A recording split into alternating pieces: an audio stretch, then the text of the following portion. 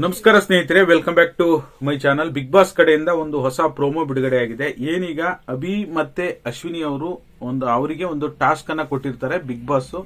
ಅದು ಕ್ಯಾಪ್ಟನ್ಸಿ ಆಗ್ಲಿಕ್ಕೆ ಟಾಸ್ಕ್. ಅದರಲ್ಲೂ ಸಹ ಏನು 12 ನಿಮಿಷಗಳ ಕಾಲ ಅವರು ಏನು ಡಿಸ್ಟರ್ಬ್ ಆಗದೆ ಅಥವಾ ಅದನ್ನ ಕ್ಯಾಲ್ಕುಲೇಟ್ ಮಾಡಬೇಕು, ಏನೋ ಒಂದು ಇರುತ್ತೆ ಟಾಸ್ಕ್. ಅದನ್ನ ಬೇರೆ ಬೇರೆ ಅವರ ಆಪೋಸಿಟ್ ಸ್ಪರ್ಧಿಗಳು ಅವರಿಗೆ ಹೋಗಿ ಡಿಸ್ಟರ್ಬೆನ್ಸ್ ಅನ್ನ ಕಿರುಕುಳವನ್ನ ಕೊಡಬೇಕು ಅಂತೇಳಿ ಟಾಸ್ಕ್ ಅನ್ನ ಕೊಟ್ಟಿರ್ತಾರೆ. ಒಂದ್ ಕಡೆ ಅಭಿ ಅವರಿಗೆ ರಕ್ಷಿತಾ ಅವರು ನಂಬರ್ ಗಳನ್ನ ಉಲ್ಟಾ ಎಣಿಸೋದು ಈ ರೀತಿ ಮಾಡ್ತಾ ಇರ್ತಾರೆ. ಇನ್ನೊಂದ್ ಕಡೆ ಅಶ್ವಿನಿ ಅವರಿಗೆ ಗಿಲ್ಲಿ ಅವರು ಸಿಕ್ಕಾಪಟ್ಟೆ ಕ್ವಾಟ್ಲೆ ಕೊಡ್ತಾ ಇರ್ತಾರೆ. ಆದ್ರೂ ಕೂಡ ಅಶ್ವಿನಿ ಅವರು ಅದು ಸೈಲೆಂಟ್ ಆಗಿದ್ರು ಸಹ ನಿನ್ನಂತವ್ರು ಎಷ್ಟು ಜನ ನೋಡಿಲ್ಲ ಅಂತಾರೆ. ನೀವು ಎಷ್ಟು ಜನ ಬೇಕಾದ್ರೂ ನೋಡಿರ್ಬೋದು, ನನ್ನನ್ನ ನೀವು ನೋಡಿರಲ್ಲ ಅಂತೇಳಿ ಗಿಲ್ಲಿ ಅವರು, ಗೊತ್ತಲ್ಲ ನಿಮ್ಗೆ, ಗಿಲ್ಲಿ ಅವರು ಉರ್ಸೋದ್ರಲ್ಲಿ ನಂಬರ್ 1 ಸಿಕ್ಕಾಪಟ್ಟೆ ಕ್ವಾಟ್ಲೆ ಕೊಡ್ತಾನೆ ಇರ್ತಾರೆ ಅಶ್ವಿನಿ ಅವರಿಗೆ. ಇದು ಈಗ ಬಂದಿರತಕ್ಕಂತ ಪ್ರೋಮೋಗೆ ಸಂಬಂಧಪಟ್ಟ ಹಾಗೆ ಕ್ಯಾಪ್ಟನ್ ಯಾರಾಗ್ತಾರೆ ಅಂತ ಹೇಳಿ ಕಾದ್ ನೋಡಬೇಕಾಗಿದೆ. ಇನ್ನ ನಿನ್ನೆ ಎಪಿಸೋಡ್ಗೆ ಸಂಬಂಧಪಟ್ಟಾಗಿ ನೋಡಬೇಕು ಅಂದ್ರೆ, ನಿನ್ನೆ ಒಂದು ಅದ್ಭುತ ಗೇಮ್ ನಡೆಯುತ್ತೆ. ಆ ಗೇಮ್ ಅಲ್ಲಿ ಗಿಲ್ಲಿ ತಂಡ ಗೆಲ್ಲುತ್ತೆ. ಅದರಲ್ಲೂ ಸಹ ಮೇಜರ್ ಆಗಿ ಗಿಲ್ಲಿ ಆಟ ಆಡಿರೋ ಆ ಪಜಲ್ ಅನ್ನ ಜೋಡಿಸುವಂತಹ ಆಟದ ಕೊನೆಯ ಭಾಗ ಏನಿತ್ತು ಅದು ಅದ್ಭುತವಾಗಿತ್ತು. ಗಿಲ್ಲಿ ಅವರು ಸೂಪರ್ ಆಗಿ ಆಟ ಆಡೋದು ಅಂತ ಹೇಳ್ಬೋದು.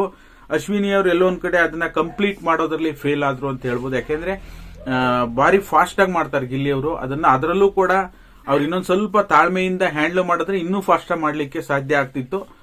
ಬಟ್ ಆದ್ರೆ ಗಿಲ್ಲಿ ಅವರು ಅದ್ಭುತವಾಗಿ ಆಟ ಆಡಿದ್ರು. Gilli over all Gilli team ಅವರು ನಿನ್ನೆ ಚೆನ್ನಾಗಿ ಆಟ ಆಡಿದ್ರು.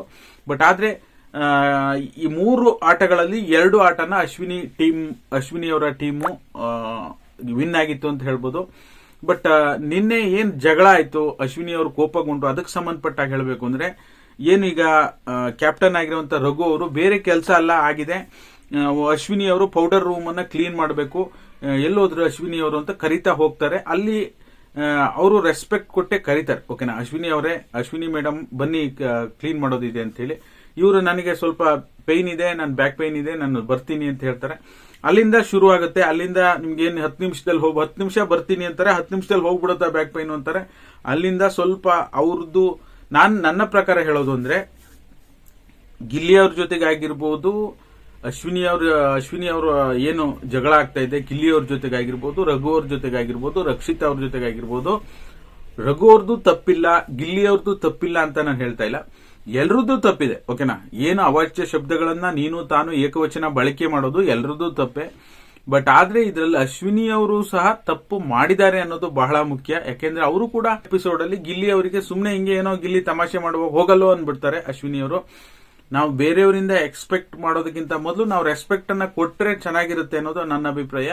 ಎಲ್ಲರೂ ಏಕವಚನ ಬಳಸ್ತಾ ಇದ್ದಾರೆ, ಹಾಗಾಗಿ ಅಶ್ವಿನಿ ಅವರಿಗೂ ಬೇರೆ ಕಂಟೆಸ್ಟೆಂಟ್ಗಳು ಸಹ ಏಕವಚನ ಬಳಸ್ತಾ ಇದ್ದಾರೆ ಅನ್ನೋದು ನನ್ನ ಅಭಿಪ್ರಾಯ. ನಿಮ್ಗೆ ಏನ್ ಅನ್ಸುತ್ತೆ ಕಮೆಂಟ್ ಮಾಡುವ ಮೂಲಕ ತಿಳಿಸಿ. ಯಾರಾಗ್ಬೋದು ಕ್ಯಾಪ್ಟನ್ ಕೂಡ ಕಮೆಂಟ್ ಮಾಡುವ ಮೂಲಕ ತಿಳಿಸಿ. ಇದಾಗಿತ್ತು ಈ ಕ್ಷಣದ ಅಪ್ಡೇಟ್. ನಿನ್ನೆ ಎಪಿಸೋಡ್ ಬಗ್ಗೆ ಸ್ವಲ್ಪ ಹೈಲೈಟ್ ಹೇಳ್ಬಿಟ್ಟು ನಿಮ್ಗೆ ಪ್ರೋಮೋ ಅಪ್ಡೇಟ್ ಮಾಡುವಂತ ಕೆಲಸ ಪ್ರತಿದಿನ ಮಾಡ್ತಾ ಇರ್ತೀನಿ. ವಿಡಿಯೋ ಇಷ್ಟ ಆದ್ರೆ ಎಲ್ಲರೂ ಲೈಕ್ ಮಾಡಿ, ಶೇರ್ ಮಾಡಿ, ಸಬ್ಸ್ಕ್ರೈಬ್ ಮಾಡಿ. ವಿಡಿಯೋ ನೋಡಿದ್ದಕ್ಕಾಗಿ ಧನ್ಯವಾದಗಳು. Thank you all. Thank you so much for watching.